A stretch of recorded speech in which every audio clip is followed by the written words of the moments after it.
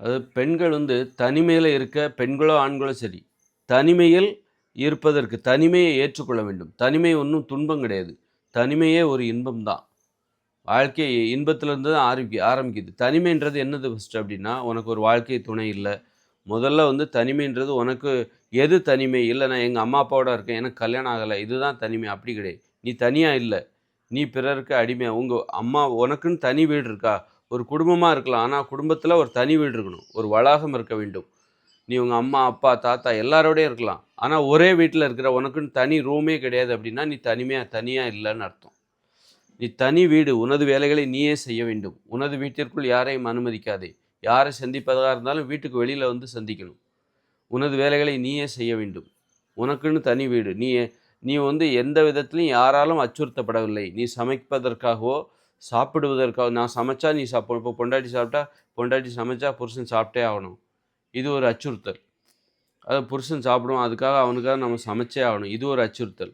இந்த மாரி அச்சுறுத்தலே இல்லாத வீட்ட பெருக்கணும். அது ஒரு அச்சுறுத்தல். இல்லன்னா வீட்டுக்காரர் திட்டுவாரு.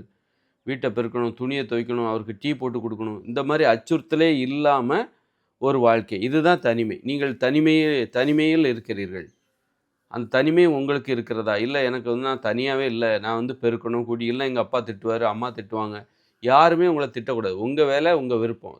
உங்க வீட்ல உள்ள வேலைகளை செய்வது உங்கள் விருப்பமாக இருக்க வேண்டும். உங்க விருப்பப்படி தான் நீங்க செய்யணுமே தவிர, யாருக்கு பயந்துகிட்டு ஒரு வேலை செய்றீங்க அப்டின்னா, உங்க வீட்ல நீங்க தனியா இல்லன்னு அர்த்தம். தனிமைன்றது அதுதான். சுதந்திரம். தனி மனித சுதந்திரம்னு சொல்றாங்கல்ல. உங்க வேலைகள சாப்பிடுவதற்காக நீங்க இப்போ ஒரு பையன் அவங்க அம்மாவால, அப்பாவால சாப்பிடுவதற்கும் அச்சுறுத்தப்படுவான். சாப்பிடணும், நீ சாப்பிட்டே ஆகணும், சமைச்சாச்சு அம்மா, நீ சாப்பிடு அப்படின்னு சொல்லிட்டு, அவங்க என்ன சமைக்கிறாங்களோ அத நீ சாப்பிட்டாகணும். நீ சாப்பிடணும் முதல்ல, அதுவே ஒரு அச்சுறுத்தல். அப்புறம் என்ன சமைக்கிறாங்களோ அத நீ சாப்பிட்டாகணும். உனக்கு பசிக்குதோ இல்லையோ நீ சாப்பிட்டாகணும். இந்த மாரி அச்சுறுத்தல் இருக்குல்ல, இது மாரி இருக்கவே கூடாது. நம்ம விருப்பம். நாம சாப்பிடுறதும், சாப்பிடாததும் நமது விருப்பம். அப்படின்னா என்ன பண்ணணும்? அப்ப நம்ம உணவ நாம தான் சமைக்கணும். அப்போ அம்மா சமைச்சு வச்சுக்கிட்டே இருப்பாங்க. நீ உன் விருப்பம்னு சொல்லிட்டு போனா, அது வீணா போகும். அதனால உன்னுடைய உணவு சமைப்பதை உனது உரிமையா எடுத்து, உனது கட்டுப்பாட்டுக்குள்ள உன் உணவ நீ தான் சமைக்கணும். உன்னுடைய வீட்ட நீ தான் சுத்தம் பண்ணணும். யாருடைய அச்சுறுத்தலுக்கும் பயப்படாத. நீ குப்பையா கூட போடு. யாரும் கேள்வி கேட்கக்கூடாது. அப்படின்னா உன்னுடைய வீட்டுக்குள்ள யாரையும் விடாத. அங்க என்ன நடக்குங்கிறது நீயா சொல்லி தான் மத்தவங்களுக்கு தெரியணும். மத்தவங்க உள்ள பார்க்கக்கூடாது.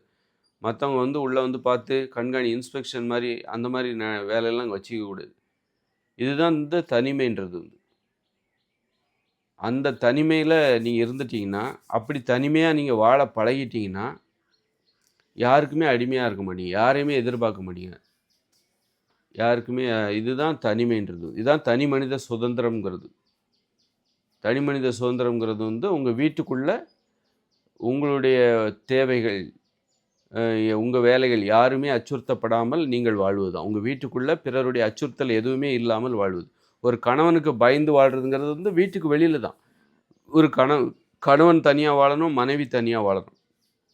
தனி வீட்ல இருக்கணும். ஒரு குடும்பம்ன்றது எப்படின்னா, ஒரு காம்பவுண்ட் இருக்கணும். உள்ளுக்குள்ள கணவன் தனியா இருக்கணும், மனைவி தனியா இருக்கணும். தனித்தனி வீடு. கணவன் வீட்டுக்குள்ள மனைவி போகக்கூடாது, மனைவி வீட்டுக்குள்ள கணவன் போகக்கூடாது. அப்போ கணவன், மனைவி 2 பேரும் எப்ப பேசிப்பாங்க, எப்ப தான் தாம்பத்தியம் வச்சுப்பாங்கன்னா, கணவன், மனைவி இருவரும் சந்திப்பதற்குன்னு இன்னொரு தனி வீடு இருக்கணும். அங்க தான் அவங்க காதல் பண்ணணும். காதல் பண்ணிட்டு, தாம்பத்தியம் பண்ணிட்டு, அப்புறம் அவங்கவங்க வீட்டுக்குள்ள போயிடணும். அவங்கவங்க வீட்டுக்குள்ள போயிடணும்.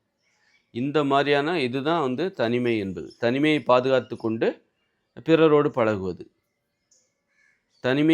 இந்த மாரி தனிமை இல்லாம இன்னைக்கு பொதுவா இருக்காங்க. ஒரு வீடுன்னா பொதுவா இருக்காங்க. பொதுவான சமையலறை, பொதுவான கழிவறை, பொதுவான குளியலறை, இப்படி பொது சமையல், இந்த மாரி பொதுவா இருக்காங்க. இதுதான் தனிமை இல்லாத வீடு. தனிமைன்னா என்னன்னே இவங்களுக்கு தெரியல. தனி மனித சுதந்திரமே இல்ல. இந்த மாரி வீடுகள்ல தான் சண்டை சச்சரவுகள் வரும். அதனால தனிமைன்னா என்ன? தனிமையாக வாழ்வது. அந்த தனி மனித சுதந்திரத்த நம்ம நீ அனுபவிச்சுட்டன்னா, அந்த சுதந்திரத்த விட்டுக் குடுக்கவே மாட்ட. தனி மனித சுதந்திரம்ங்கிறது இதுதான்.